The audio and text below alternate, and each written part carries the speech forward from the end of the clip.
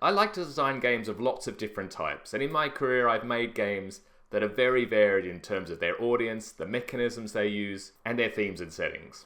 In this new series of videos, I'm going to look at specific types of games and some tips and tricks that I've learned over my time designing those styles of games that might help you design those. In this video I'm going to focus on cooperative games and my top tips or things to think about when you're designing one. Hi, I'm Matthew Dunstan.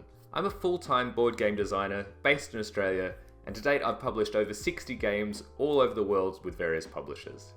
On this channel I like to talk about all things game design, from my experiences in the industry to tips and tricks to help you design your own games. Cooperative games are really popular, and for good reason. People love being able to work with each other towards a common task and not have to be necessarily competitive or butting heads against each other. You'd probably think of games like Pandemic that lead the way in this particular genre, but there's a whole wealth of different games that have come out over the past decade or so that are exploring new territory when it comes to cooperative game. I myself designed 3 cooperative games: Professor Evil and the Citadel of Time, Minecraft Explorers, and Roll for Adventure. And these have been made at different points throughout my career. But there are some common threads and ideas that go into the design of these games, which can be useful to consider when you sit down to design a cooperative game for the first time. And so in this video I'm going to go over 6 main areas to focus on, to think about when you're designing a cooperative game. And as always, don't feel like you have to follow everything, but maybe considering each of these points or a few of them might help you make an interesting cooperative game. And as I go through these points, I'm going to use examples from my own experience designing the 3 cooperative games that I've done. And for these 3 games I've designed, I'd recommend maybe taking a look at a few overview videos for the games to get a bit of a sense of how they play. I'll describe them a bit in the video, but I won't go into as much detail as these other videos. I'll put some links down below as to some short overview videos, which will help you get a better idea of how the games play, and will help familiarize yourself when I'm talking about their designs later on in the video. I should say also right at the top that both Roll for Adventure and Professor Evil were co-designs with Brett Gilbert, and of course his input was invaluable in making those games. So the first thing to think about when designing a cooperative game, how can you allow players to meaningfully cooperate with each other? I believe that's a really core aspect of cooperative games. You need to have a reason for players to actually work with each other, to share information, share ideas and strategies. And it's helpful if the design of the game, the mechanism of the game, can actually facilitate that and prompt players to work with each other. I think the one thing that could be really difficult sometimes to delineate when designing a cooperative game is making a game which could essentially just be played by one player who would be controlling different characters versus a game that truly is cooperative, which benefits from having multiple players playing together and offering their own opinions and strategies. I've got a couple of examples of this from my own games, but I would say this is one thing to really think about that needs to be really in the core mechanisms of how your game works to be an interesting cooperative game. And there's no one way to make players cooperate with each other, there's no one mechanism, and in fact, the beauty of the genre is that there's always new ways to invent to encourage that kind of cooperation with each other. Sometimes there'll be limited communication, such in games like The Mind, or maybe there'll be really open communication where players can share exactly what's going on at any one time. But you do need a reason to actually share information with each other and to work with each other in a fun and interesting way. That's the core of a cooperative game. So the first game I'm going to talk about is Roll for Adventure, and this is a game of mine designed with Brett Gilbert that was published by Cosmos. And in it, the players are working together to defeat the Dark Lord, which may or may not be inspired by a certain popular fantasy genres. And to defeat the Dark Lord, we need to recover a certain number of stones of power. And these are tokens that you're trying to recover from the 4 different areas on the game board. And the way you're going to recover these stones is you need to place dice into these different areas in different combinations depending on the area. And once you've placed enough dice, then you get to rescue a stone. And once you rescue a stone, those dice are returned to the players, and you have to keep going, placing more dice in different areas to get more stones. And hopefully you do this before the kingdom is overrun, because at the end of each turn, after a player has placed their dice, a new enemy is going to be revealed from an enemy deck.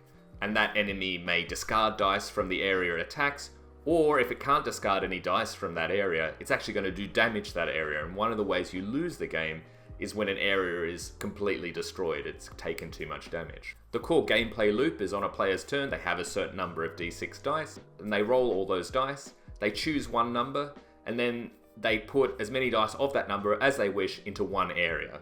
And then they take all the remaining dice, re-roll them again, choose one number, place somewhere, so on and so forth. So you can try and stay flexible maybe and only place one die on each of your turns. but then you're at the mercy of a lot of rerolls. Or maybe you might be encouraged, if you roll 2 or 3 of a particular number, to place them in a matching area and hope that you'll get enough dice placed in that area. But the core part of this, which encourages cooperation between the players, is that it's very rare that one player will have enough dice to actually complete one of the areas to retrieve one of the stones. When you end your turn, your dice stay on the board if you haven't completed an area, if you haven't retrieved a stone. So then it goes to the next player. They're going to be rolling their dice, and they're going to add them potentially to dice you've already placed in those areas. So you're essentially working together, both using your dice to rescue the stone.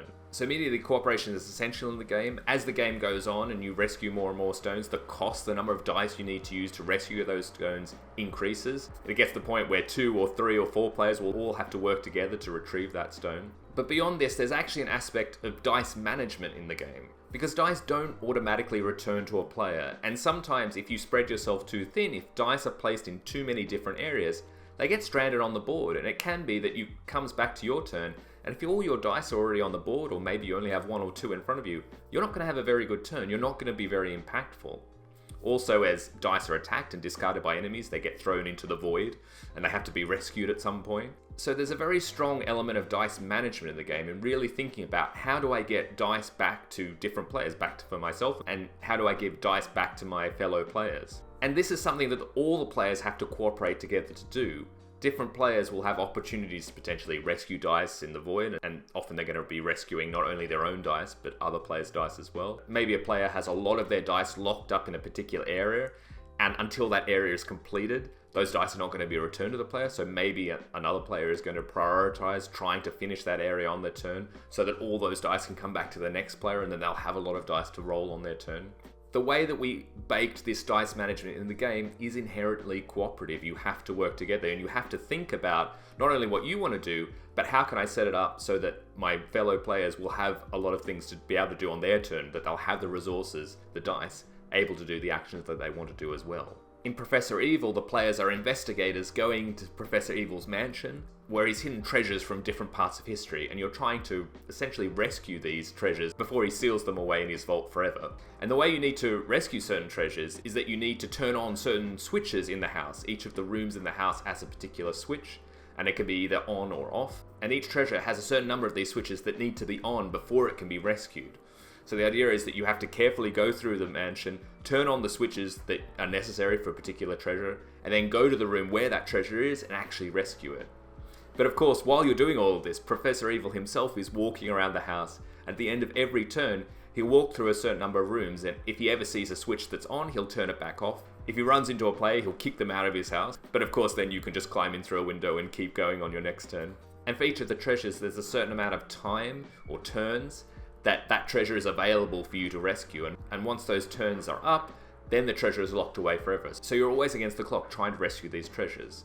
And furthermore, there are 3 treasures available at any one time, so you have to work out which treasures to try and prioritize and work on, and actually which treasures to give up on. And the game overall is a race for you to rescue 4 treasures before the Professor locks away 4 treasures forever for himself. And so from these core mechanics in Professor Evil, it's clear that players have to work together to work out which switches to turn on for different treasures. You only have a limited number of actions you can do on your turn, and maybe you're going to be able to switch on 1 or 2 switches, but treasures often require more switches to be turned on. So players have to coordinate with each other to work out which switches they can do on each of their separate turns to hopefully put them together that will be enough to rescue a particular treasure. They need to both worry about what they can do on their turn, but in doing so they have to worry about what other players are able to do on their turn as well. There's no point me focusing my actions on rescuing this particular treasure on my turn if the other players have no way of helping me on their turns. We're just again going to spread ourselves too thin, and if we try to do too many of the treasures, then it's likely we'll run out of time on all of them. So we have to focus our efforts and directly cooperate using our actions in tandem. And this type of planning actions is something that's seen in a lot of cooperative games. For instance, Pandemic has it as well, where it's very clear what players can do on their turn. Players can see where the other players are and what they might be able to accomplish. And often the goals of the game require players to collectively use their actions towards a common goal. I would say if you're sitting down and designing a cooperative game for the first time, I would really think at the core of the game, how am I going to get players to meaningfully cooperate with each other? The clue is in the name, cooperative game, but as you get into the design, it can be easy to forget this and make a really interesting puzzle. but that ultimately a puzzle that can just be played by one person, that doesn't require players to work together in concert to achieve a greater goal. The next point I would say, which follows on from this point about giving players a clear way to cooperate, I think it's really important for each player to have a distinct sense of their own self in the game, and that they have things they can do in the game that other players can't do. Because as I was talking about before, it can be very easy in a cooperative game to kind of meld into the group and not feel like you have any particular identity.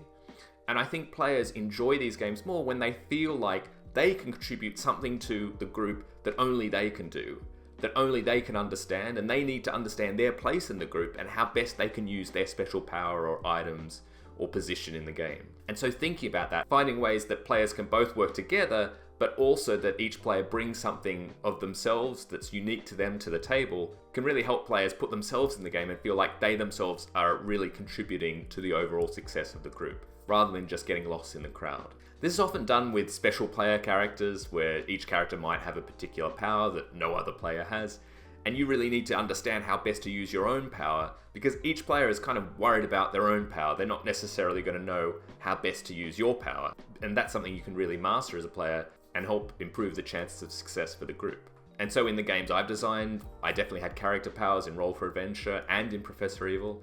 In Professor Evil, it's even a little bit more expanded in that each character has a small deck of 6 cards. They're shuffled, and on each of your turns you'll draw 2 cards from your deck, and you choose one of them to use.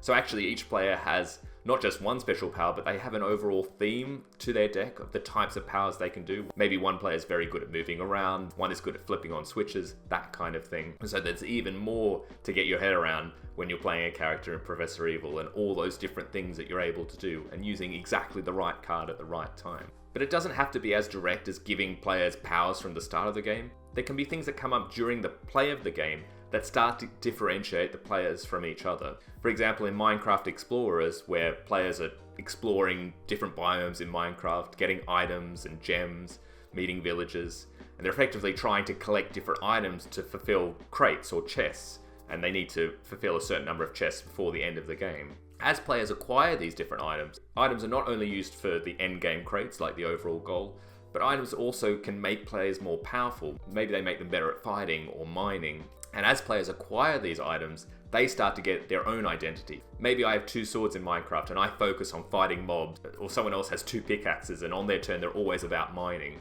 You can have these different focuses and specialities come out through the game rather than being upfront at the start of the game where you would have for player powers. The last thing in my game that is in some other games is this idea of positional differences. So if you have a game that is in some way spatial, like Pandemic or Professor Evil, where players are literally characters on a map and they're moving between different rooms or different locations, even just players being in different locations on the board will give them different opportunities, different things that they're able to do.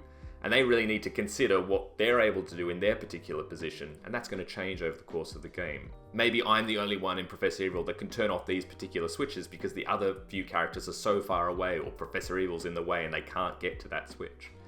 And so at that point, I have a real responsibility. It's like, I've got to do this. This is what I'm able to do. This is kind of my power at this point, just because of my relative position as opposed to the other players.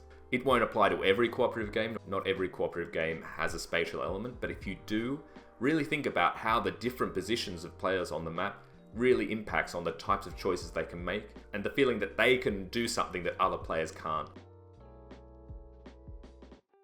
Another important aspect of designing a cooperative game is considering the goals that you have the players working towards in the game and thinking about offering them competing goals or even non-essential goals so that they have to consider which goal they're going to try and work towards at any particular time and how to balance that. If you only have one goal in the game and that's the goal of how you win, the experience of the game can be very rote. It can feel on rails because of course I'm just going to do the thing that gets me close to that goal. There's no choice about how I go about that. I'm just going to do the best thing I can to get towards that goal. And that goal is the same thing I need to do to win the game. So why would I bother doing anything else? The best cooperative games give players choices as to which goals they want to work towards. And they have to balance many different goals, some of them which are going to be essential for victory, and some which aren't essential for victory, but might make doing those other goals more easy if they lead to the players becoming more powerful. they have to work out how to prioritize between those different goals and how that might shift as the game progresses. One way I've done this in my games are enemies that come into the game at different points, and the players have a choice to fight as an action, but that's taking an action that could have been used towards the overall goal of the game. In Minecraft Explorers, at the end of every turn, a new mob is revealed, and mobs by themselves don't really do anything, except they're the timer for the game. And if more mobs are left out in the display, then there's a chance that the timer is going to run down more quickly. When you reveal that mob at the end of each turn, if it matches a mob that's already in the display, then you immediately draw another mob card and add it to the display. And this can mean that instead of the timer ticking down by 1 each turn, with a new mob being drawn, it could actually tick down by 2, 3, or even 4 cards. And that can really speed the game towards its end, towards a loss, if you don't manage which mobs are still present. And the way you do that is by fighting a mob which discards it and removes it from the mob area. But players have a certain amount of hunger or action points that they have on their turn, and they have to choose, am I going to spend those action points to fight a mob, or am I going to choose it to explore a biome and potentially find a useful item which I can use towards one of the overall goals of how I have to win the game. And players are constantly balancing these pressures of should I be fighting mobs or should I be finding the items that I really need. A similar thing is in Roll for Adventure. At the end of every turn, a new enemy is revealed and attacks one of the 4 lands, and this can discard dice there, or it can start to do damage to the area. But the important thing, a little bit like Minecraft Explorers, is that if you leave enemies on the table, they can potentially present a greater risk at a later point. Each of the enemies in Roll for Adventure has a rank, either a 1, 2, or a 3. And there are a few 3s, a few more 2s, and lots of rank 1s.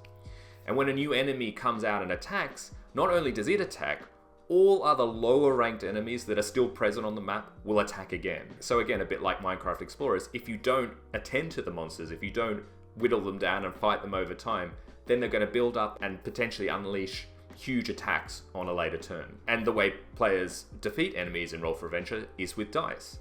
So they have to choose, instead of using their dice to put into the particular areas to try and rescue their stones, instead they'll have to use the dice to fight the enemies. And so again, players are constantly trying to work out, should I be using this dice to fight an enemy, or should I be using it to actually try and rescue a stone? And of course, what you actually roll is going to determine what might be better or worse, because you need a certain number of total pips on dice to defeat enemies. So if you roll really low, maybe this is not a turn where you can find enemies, or if you roll really high, maybe this is a great turn to find enemies. The goals don't necessarily have to be non-essential. In Professor Evil, I've talked about these treasures that the players are trying to rescue, and at any particular time there are 3 treasures on the board, each of which has a different amount of time that you have to rescue them, and different sets of switches that need to be turned on. Sometimes switches might be needed for more than one treasure, and the crucial part of the game is when you rescue a treasure, all the switches that you use to rescue that treasure automatically turn off.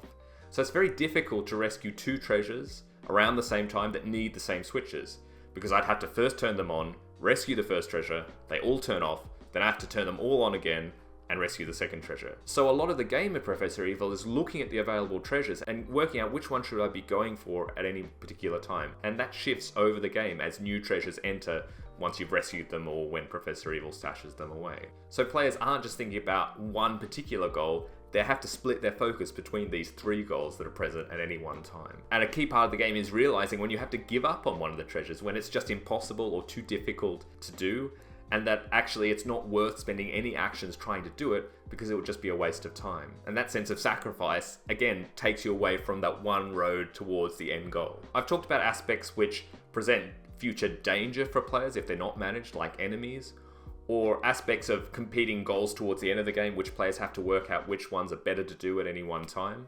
But there's also one last way you can have this idea of competing goals, and that is by having areas which essentially make the players more powerful, where players can invest actions to make themselves more powerful for later in the game, but that action doesn't contribute to the overall success of the game. In Roll for Adventure, one of the 4 areas is the ice caves. And in the ice caves, you can't rescue any stones. There's no way for you to rescue stones, and again, you need to rescue a certain number of stones to win the game. So why would you go to the ice caves? Well, the ice caves have up to 3 benefits that you can gain by placing dice there. By placing dice there, you can get additional dice that you're able to roll on your turn. So you become more powerful, you have more things that you'll be able to do on a future turn if you place in the ice caves. But of course, if you have dice stuck in the ice caves, they aren't doing other useful things. They could rescue stones in other areas. So players have to work out what's the best time to invest and make themselves more powerful for later, Or what's the time to stop trying to make themselves more powerful and actually focus on the goal at hand, the goal that will win them the game? And sometimes these types of goals can be the most skill intensive for players because they're not obvious as to why a player might have lost, that they weren't powerful enough because they didn't know what it would be like to be powerful if they didn't invest in that area. It's only when they play a game and they actually choose to invest in this particular area, invest in making themselves more powerful, that they realize how useful it can be and how it could help them win the overall game. And so it provides some depth and options for players to explore on future plays, especially if they're not successful early on. So in a cooperative game, think about giving your players multiple different goals that they're trying to achieve at any particular time. And these goals can be either things that they need to do to win the game.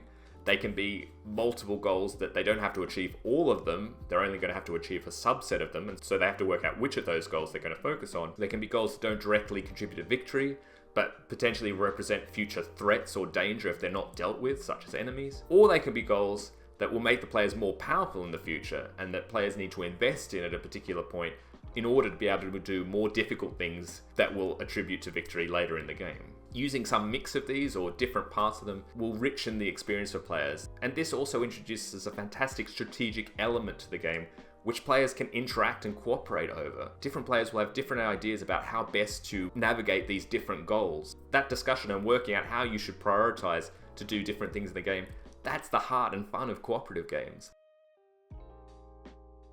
Another useful idea that I've had in my game design toolkit for cooperative games is randomness. It's very hard to make a cooperative game that is completely open information, because at that point it comes down to whoever can best plan out all the action of the game and see what can happen. That player will effectively determine what the player should do, and then it becomes much more of a solo game rather than a cooperative game. The great thing about having randomness in a game is it changes the plans as they're made. Suddenly new information will come to light, or you have to react to a new situation that wasn't there before. And that instigates new communication between the players, new information, new opinions, new plans, new strategies about what they're going to do and how they're going to move on from this new random event that they couldn't see happening. But it's not just about randomness, it's about how you implement randomness in cooperative games that is really important. Because as I talked about earlier, planning and strategizing is also a really important part of cooperative games. You don't want your players to feel like that they can communicate all they want and make the best plans with each other, but they don't really matter because then the game's going to do something random that they had no idea what it was going to happen, and it's going to throw all those plans out the window. And so they might start to feel in the game that's, why do I even bother communicating, or why do I even bother planning with my fellow players if the game's just going to screw it up anyway? So the way to think about this randomness is controlled randomness, or randomness that is skewed in some way that players can have some expectation of what are the probable outcomes of random events, and they can plan accordingly. So some examples from my games. I mentioned earlier in Roll for Adventure that each of the monsters has a rank, 1, 2, or 3. And the higher rank enemies are more dangerous, because when they come out, a rank 3 enemy, it's effectively going to activate every other enemy, every lower ranked enemy that's already on the table. And you don't know what card you're going to draw at the end of each turn. But you do know that there's only one rank 3 enemy for each of the 4 areas. Once that rank 3 enemy has come out for a particular area, maybe you think, okay, well that area is not so much of a problem anymore. We know that the level 3 is not going to come out again and activate all the enemies in that area. And so that's going to change how you deal with the random draw from the deck. And that distribution of the enemy ranks is a really useful piece of information that transforms the randomness of that deck to something a bit more structured that players can start thinking about what are the likely probabilities of different things happening on their turn. In Minecraft Explorers, a main part of the game is these biome cards that the players are exploring on their turn. And the biome cards have 2 sides. You see the front side, which tells you what biome it is, but what's on the back of the card is unknown. And you only are going to see what's there until you actually go and explore the card and flip it over. But each of the biomes has certain things that you tend to find in that biome. In the forest biome, you're going to find wood, for example, more often than not. Again, there are set probabilities of the kinds of things you're going to find in different biomes, so players can use that information when they're trying to make decisions. Also, sometimes there is inherent danger in some biomes that could potentially damage a player when they explore them. And on those cards, we show that there's a chance of danger on the front of the card. So you know when you're making that choice, if you go to explore that card, you might have to defend against an attack potentially. There's an element of randomness, but it's not completely random. There's some structure in that the players can use, again, to plan and strategize. Perhaps the game of these 3 that is the most random is Professor Evil, because the way that Professor Evil works is at the end of every player's turn, Professor Evil Evil himself will move around the mansion and essentially get in the player's way and make it harder for them, turning off switches that they might have turned on previously. And the way he does this is a kind of a fun AI element. There are 3 separate custom dice that control the professor. One of them is a colored die which determines which direction he moves as he moves through the different rooms. Every room has 3 exits with 3 different colors. So that color determines which door the professor's going to move through. There's a dice that shows whether he's going to move 1, 2, or 3 spaces. And there's also a third die which moves on the timer of the game, either 1 or 2 spaces. And of course, the timer is how much time you have to rescue the treasures. So most of the turns it's only going to move 1, but sometimes it might move 2 or more, in which case you've got suddenly less time to rescue everything. I would say this is the game which has the least amount of control of the randomness for the players. But in a weird way, what we found with the game and what we found when we were testing it and designing it is that element of randomness that really feels outside of a player's control. You start to actually attribute that to almost a real personality of Professor Evil. It feels like this pawn of Professor Evil is a real character with their own wills and whims that you can't control and that you're just reacting to. So I think that's sometimes something to think about when determining the amount of randomness in the game. It's not a bad thing to have more randomness, as long as the rest of the game supports that. I think Professor Evil does a lot to enhance the feeling and theme of the game and the character of the Professor himself, which is such a central part of the game. The universe of what the Professor can do on any particular turn is a bit wider than maybe some of the other cooperative games I've made. Of course, if you have a more random game, you need to give either players more tools on their turn to overcome that randomness, or potentially have a shorter overall game where it's not so bad if you lose really badly because it was so random. Because the game's short enough, you can just try it again. What you're aiming for with randomness is this great balance between something that's going to add into the richness of planning and strategizing the game as you try and work out the different probabilities of these different events happening from a random source. But you want to mix that planning with these elements of a real surprise where something unexpected happens, where something goes really wrong, and the game suddenly becomes a lot easier or a lot harder. Those are the moments that create amazing stories and great feelings. And that's why randomness is such a powerful tool to have in your toolkit. It might not be so much about helping the players plan and strategize in the game. It might be a lot more about helping players create amazing stories about playing the game, that experience. What happened in that particular game? I couldn't believe you drew that particular card. That was the worst thing that could happen in that particular time. And that's how cooperative games can create these really memorable moments and stories. And that heightens the player's experience. That's a great thing to put into your games if possible. Another important part of designing cooperative games is having a learning curve present in those games, a feeling that players can gain mastery over the systems and get better as they play the game again and again. Generally speaking, you don't want players to succeed really easily on their first or second play with a cooperative game, because suddenly that challenge is gone. Why would I keep playing the game if I just found it too easy on the very first time I'd play? The best case is that you want the players to lose, but to not lose too badly, to feel like that they can come back to the game, and if they just made a few choices that are a bit different, they do better the next time. And that's the starting point for this learning curve, this idea where players can improve their skills at the game, improve the way they play it, to increase their chances of winning. And in the best case, what you have is that players will play the game several times, maybe losing a lot early on, but feel like they're making meaningful progress in understanding better how to attack the different problems in the game, until they finally get to a point where they succeed and win the game, and they feel that directly came from their increased mastery and skill in the game. And there are different ways you can do this. In Professor Evil, I mentioned before that each of the players has, instead of a single player power, they actually have a deck of 6 cards, each with different effects, but that are thematically linked. For example, one player is very good at moving around and most of their cards have to do with giving them extra movement. By making those player powers kind of more complex and splitting them out across 6 different cards, there's a lot more for players to learn about how to use those cards optimally. Those cards are going to come up at different points in the game, and really understanding the best time to use a particular card can do a lot in changing their odds of winning or losing. And that's not apparent in the first time they play the game. In the first game, you're probably going to just be drawing the cards as you go and reacting as you draw them. You're like, okay, this card does this card does this, what will I choose to do?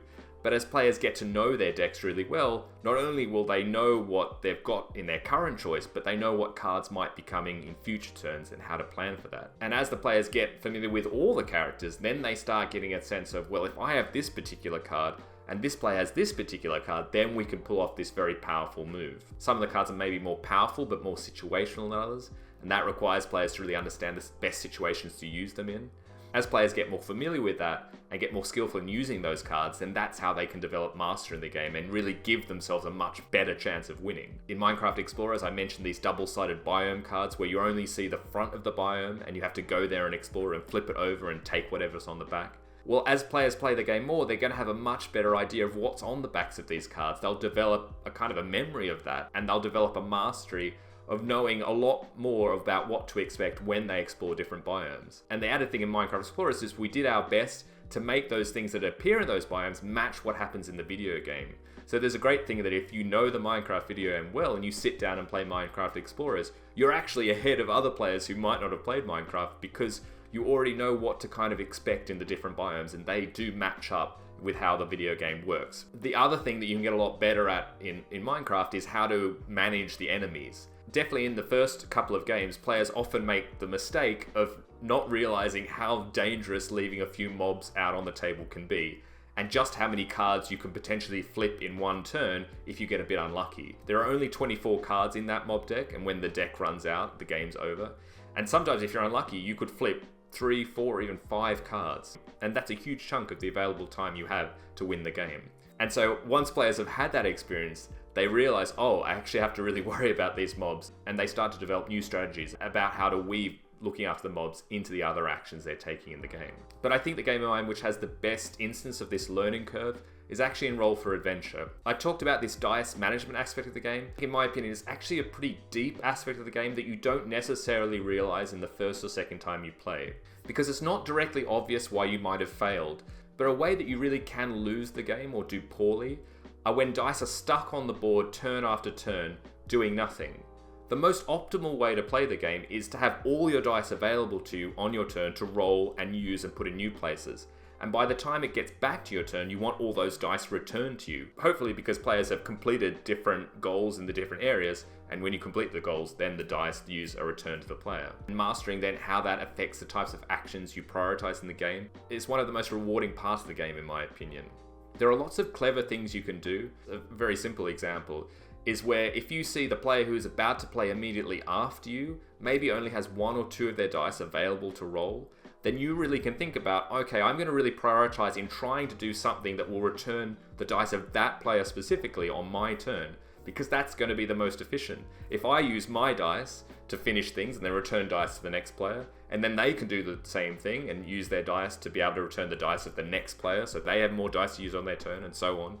That's the way that we become much more efficient and effectively have more actions, more dice available to use in the game. A lot of the special player powers also work in with this dice management of the game, and then understanding how best to utilize those powers, not only your own, but setting up other players to have a really powerful use of their own power, is another way that players gain mastery over the game. And if it wasn't obvious from the way I've been talking about these games, sometimes the best way to have these learning curves are not where you have to understand something specific, like that there's some particular rule or some ability that is introduced to players later on in their games, but rather having a system which is easy enough to understand how to use, but difficult to know how to master, that has unintended consequences to that system, which you might not be aware of immediately until you've played the game a few times and you actually understand better how it works.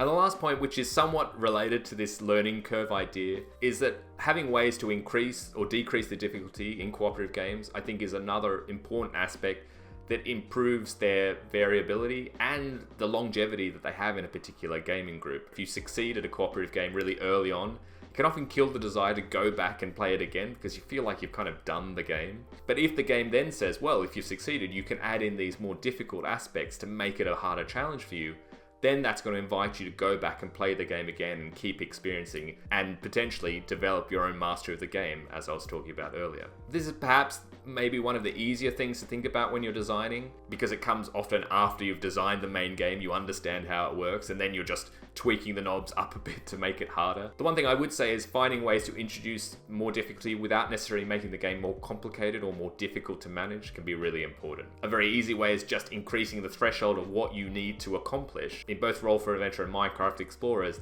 the goal that players are trying to achieve is essentially a certain number of successes. In Minecraft Explorers, you have to finish a certain number of chests from a number that are available to you, and you can just increase the number of chests you have to complete in order to win. Similarly, in Roll for Adventure, you need to rescue a certain number of stones of power, and you can simply increase the number of stones you have to rescue to give yourself a bigger challenge. And so if you have these aspects in your game, in how you win the game, it's an easy way to increase the difficulty. Professor Evil was a little bit harder because that difficulty condition is very finely tuned. You could make it that you need to rescue more treasures, but that makes the game really harder. It's actually a pretty brutal game already, even at 4 treasures. And so the way we thought about increased variability and increased difficulty in the game was really when we designed the expansion for the game. And that's when we added new aspects of the game, which added to the number of things that players had to worry about on their turn. It added effectively things like enemies, where players had to worry about them and potentially deactivate them. And if they didn't, then it threatened to further derail the plans that they were making. But dealing with them didn't directly help them with the overall goal of the game.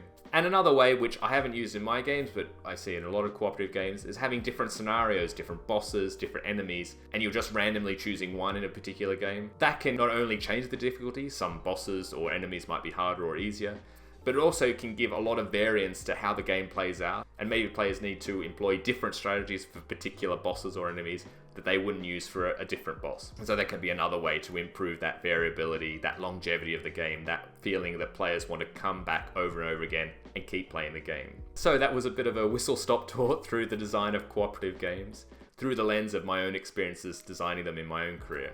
If you've designed any cooperative games and you have particular tips or ways of thinking about how you design them, please leave them down in the comments below. I think we find it really useful, and I'd love to hear the way you approach it. As always, these are meant as just things to think about. They're not the only way to design cooperative games, and that's part of the richness of game design. There's always new ways to do things. Different authors will approach the same genre with a completely different idea, and that's what gives us the rich diversity in games that are published. Absolutely don't feel like these are rules that you have to follow, but hopefully they're useful food for thought when you start your own design journey into cooperative games. But until next time, thanks very much for watching, and all the best with your game designing. Bye.